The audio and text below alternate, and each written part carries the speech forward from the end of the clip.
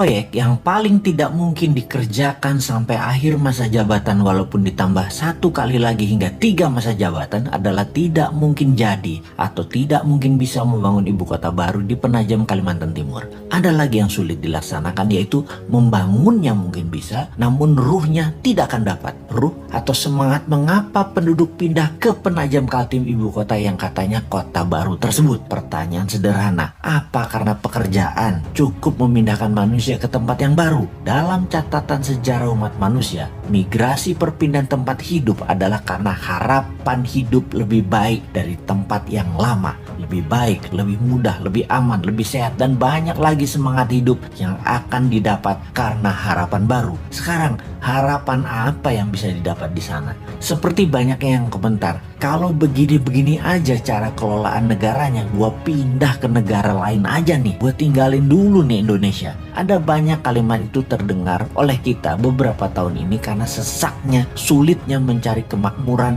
di negara tetangga kita ini, yang karena pejabat utamanya mengendalikan jalannya bernegara padahal dia tidak dipilih oleh rakyatnya. Karena hilangnya harapan di negara sendiri dan banyaknya peluang di negara lain, terutama karena lazy money. Itulah keinginan pindah ke tempat lain, menuju negara lain menjadi lebih banyak. Kemudian memindahkan orang sebanyak 5 juta ke ibu kota baru. Ini tidak mungkin cepat. Ini terjadi dalam kurun waktu yang lama. Paling cepat dalam 10 tahun. Itu pun harapan hidupnya harus menjanjikan 2 kali dari tempat tinggal yang lama dan dicapainya dengan waktu yang cepat. Kota ini bisa jadi kota mati, mangkrak. Membangun kota seperti real estate saja, Bintaro, BSD, Alam Sutra yang berdekatan dengan vibrantnya Jakarta memerlukan waktu lebih dari 15 tahun baru kerasa manfaatnya. Apalagi pusat pemerintahan, apalagi ibu kota. Asli nggak sederhana.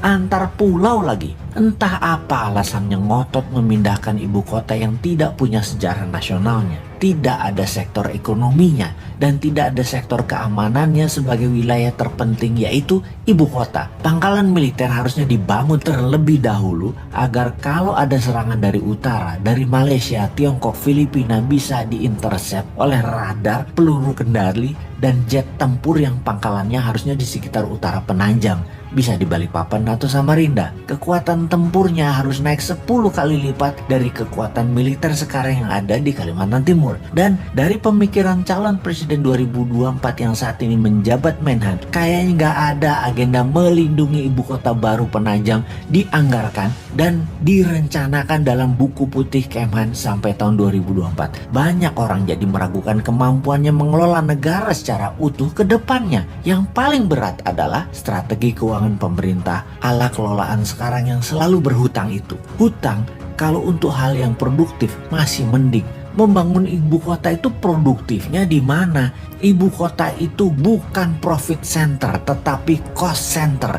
Jadi lupakan proyek ibu kota yang hanya pencitraan dan jargon. 20 tahun gak akan kelar dan pemimpin 2024 nanti dari Newman tidak akan meneruskan proyek tidak produktif ini. Pasti kita punya rencana lain yang jauh lebih produktif dan jauh lebih powerful. Saran aja nih Pak, saran, ngapunten loh ya, hanya saran. Lebih baik 3 tahun ini tidak usah bangun-bangun baru yang kesannya megah-megahan. Bagaimana memikirkan dan melakukan tindakan yang produktif mengurangi hutang yang selama 5 tahun kemarin hampir ngutang terus sebanyak 5.000 triliun bisa lunas nanti di akhir masa jabatan. 3 tahun ke depan itu lunasi, biar pemimpin ke depan ringan menjalankan strategi bernegara untuk Indonesia menjadi negara superpower tahun 2045. Jangan minta jabatan 3 kali deh solusinya.